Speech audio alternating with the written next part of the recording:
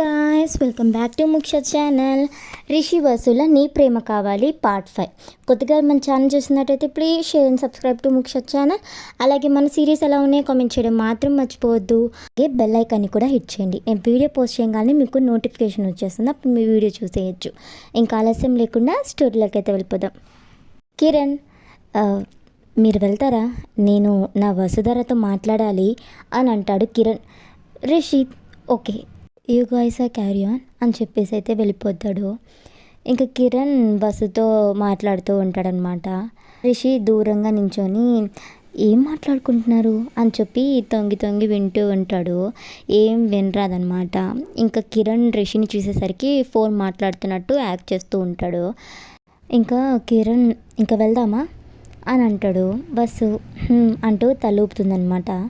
ఇంకా ఇద్దరైతే ఇంటికి వెళ్తారు. అందరూ కిరణ్ అలాగే వసుధర సైడ్ అయితే చూస్తూ ఉంటారనమాట. వాళ్ళు ఏం చెప్తారా అని చెప్పి కిరణ్ ఇంకా వాళ్ళ పేరెంట్స్ దగ్గరికి అయితే వెళ్ళి నాకు ఈ పెళ్ళి ఇష్టం లేదు డాడ్, పదండి వెళ్దాం అని అంటాడు.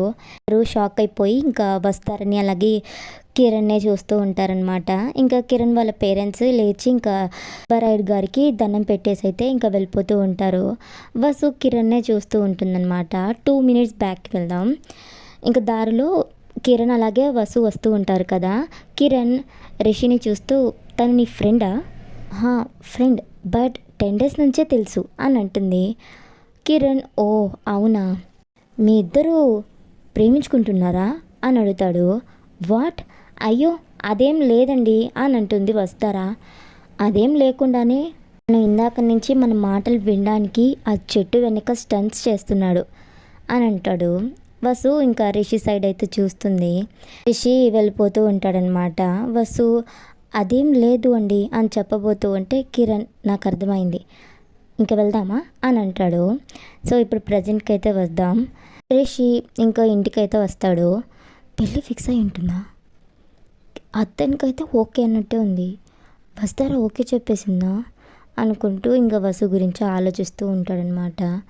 వసు రిషి గారు నన్ను లవ్ చేయడం ఏంటి, అతను ఏదో పొరపాటు పడి ఉంటాడు. అయినా సరే రేపు ఒకసారి రిషి గారిని కలిసి మాట్లాడాలి అని అనుకుంటుంది. ఇంకా మార్నింగ్ అవుతుందన్నమాట. రిషి వసు ఒక చోట నించొని ఉంటారు.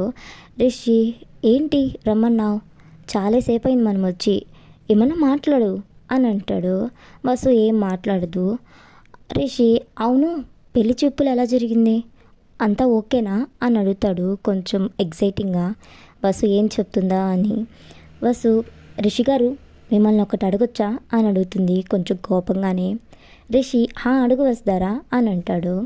వసు మీరు నన్ను ప్రేమిస్తున్నారా అని అడుగుతుంది. రిషి బ్లష్ అవుతూ అది నేను చాలా స్ట్రైట్ ఫార్వర్డ్ వస్తారా, నా మనసులో ఏది దాచుకోలేను, ఐ లవ్ యూ అని అంటాడు. బస్సు షాక్ అయిపోయి రిషిని కోపంగా చూస్తూ మనం మీట్ అయ్యి 10 days కూడా కాలేదు కదండి, నా మీద మీకు లవ్వా అని అంటుంది. రిషి ఒకరి మీద లవ్ పుట్టడానికి ఒక్క సెకండ్, ఒక్క ఇన్సిడెంట్ చాలు కదా వస్తారా, ఆ పర్సన్ మీద ఒపీనియన్ మారిపోవడానికి అని అంటాడు. బస్సు అవన్నీ సినిమాల్లో బాగుంటాయి, రియల్ లైఫ్లో కాదండి, సారీ నాకు మీ మీద ఎలాంటి ఫీలింగ్స్ లేవు. అండ్ ఇంకోటి, నా లైఫ్లోకి వచ్చే అబ్బాయి నాకన్నా ముందు నా ఫ్యామిలీకి నచ్చాలి, వాళ్ళే నా మ్యారేజ్ని డిసైడ్ చేస్తారు అని అంటుంది. రిషి ఇట్స్ ఓకే వస్తారా, నో ప్రాబ్లం అని అంటాడు కొంచెం స్లోగానే. అప్పటికే గొంతు తరాడిపోద్దనమాట వసు మాట్లాడిన తీరుకి. వసు నా మాటలతో మిమ్మల్ని బాధ పెట్టుంటే సారీ రిషి గారు అని అంటుంది. రిషి వెళ్ళిపోతాడనమాట. అప్పటికే కళ్ళెర్రగా అయిపోతాయి. సైలెంట్గా అయితే వెళ్ళిపోతూ ఉంటాడు. ఇంకా వసు ఇంటికైతే వెళ్తుంది. రిషితో మాటలన్నీ గుర్తుకు తెచ్చుకుంటూ నేను కొంచెం ఓవర్ రియాక్ట్ అయ్యానా, రిషి గారు ఏమన్నా హర్ట్ అయ్యి ఉంటారా, అయినా సారీ చెప్పాను కదా అని ఇంకా అలాగే రిషి గురించి ఆలోచిస్తూ ఉంటుందన్నమాట.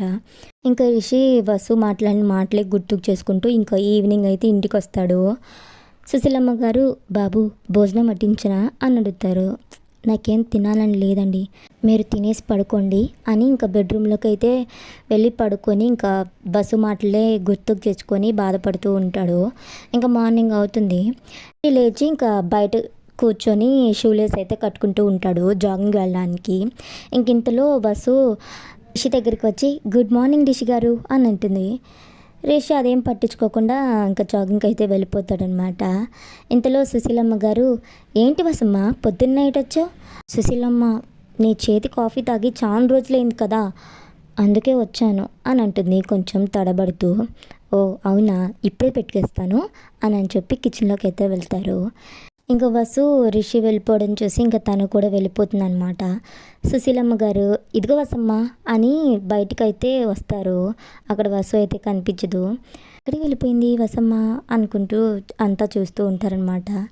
ఇంకొంతసేపు తర్వాత రిషి జాగింగ్ నుంచి వచ్చేసి ఇంకా అయిపోయి మెడికల్ క్యాంప్ దగ్గరికి అయితే వెళ్తాడు. ఇంక వచ్చిన ప్రతి పేషెంట్ని ట్రీట్ చేస్తూ ఉంటాడనమాట.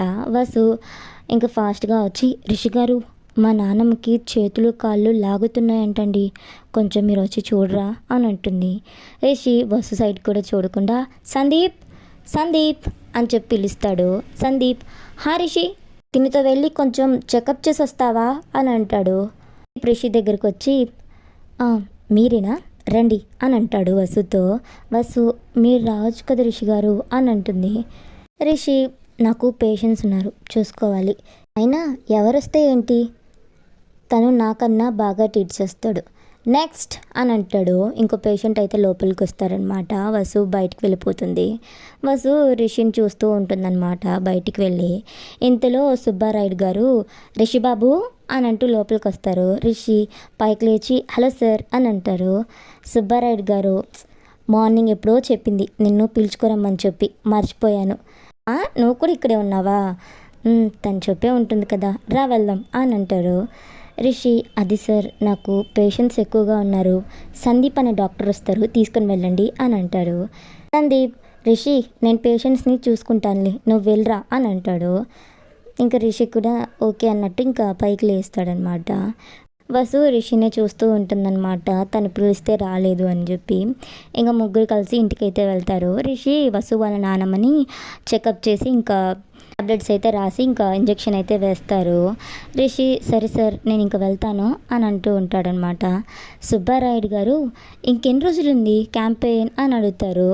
ఇంకో 5 days సార్, అంతే వెళ్ళిపోతాం అని అంటాడు. వసుకి కొంచెం బాధగా అనిపిస్తుంది అనమాట. రిషినే చూస్తూ ఉంటుంది అలాగే. అవునా, క్యాంపెయిన్ అయిపోయి వెళ్ళిపోయేసరికి అందరూ ఒక్కసారి ఇంటికి భోజనాలకి రావాలి సరేనా అని అంటాడు. రిషి ఒక చిన్న స్మైల్ అయితే ఇచ్చేసి బయటకు అయితే వస్తూ ఉంటాడనమాట. వసు తాతయ్య నేను అతన్ని డ్రాప్ చేసి వస్తాను అని అంటుంది.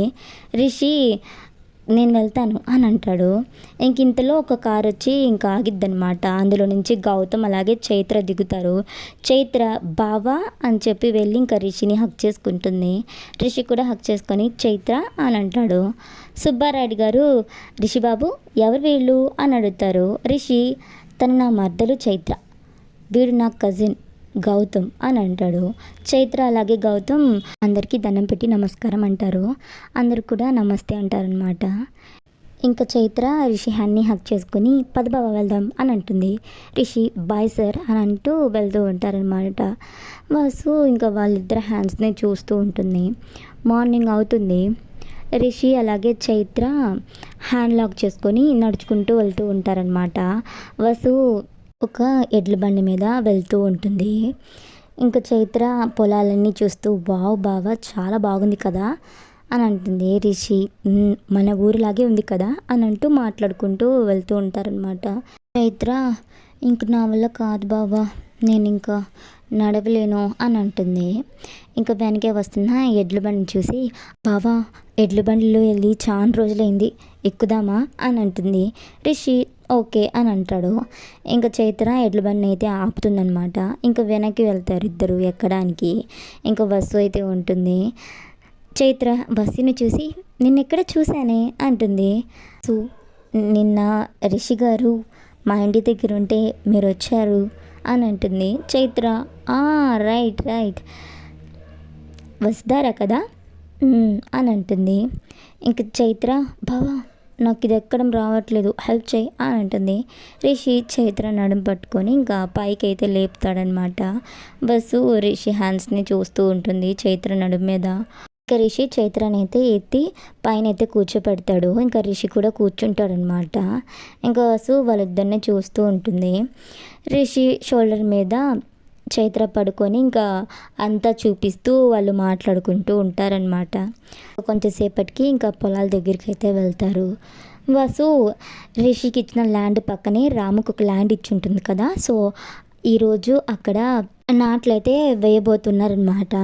సో రాము వాళ్ళందరూ వసు కోసమే వెయిట్ చేస్తూ ఉంటారు. ఇంకా వసు వెళ్ళి భూమిలో నారనైతే నాటుతుందనమాట.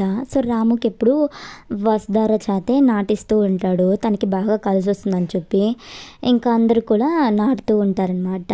రిషి వాళ్ళు పక్కనే ల్యాండ్లో జేసీబీ ద్వారా మొత్తం భూమిని మొత్తం తవ్విస్తూ ఉంటారనమాట. ఇంకా రిషి అలాగే చైత్ర వస్తూ ఉంటారు. చైత్ర స్లిప్ అయ్యి పడబోతూ ఉంటే రిషి పట్టుకుంటాడనమాట. సో ఇద్దరు ఒకరినొకరు చూసుకుంటూ ఉంటారు. సో అది వసు చూస్తుందనమాట. సో ఇక్కడితో స్టోరీ అయిపోయింది గాయస్. సో కొత్తగా మన ఛానల్ చూస్తున్నట్టయితే please share and subscribe to Muksha channel. అలాగే మన సిరీస్ అలా ఉన్నాయి కామెంట్ చేయడం మాత్రం మర్చిపోవద్దు. అలాగే బెల్ ఐకాన్ని కూడా హిట్ చేసుకోండి. నేను వీడియో పోస్ట్ చేయగానే మీకు నోటిఫికేషన్ వచ్చేస్తుంది, అప్పుడు మీరు వీడియో చూసేయచ్చు.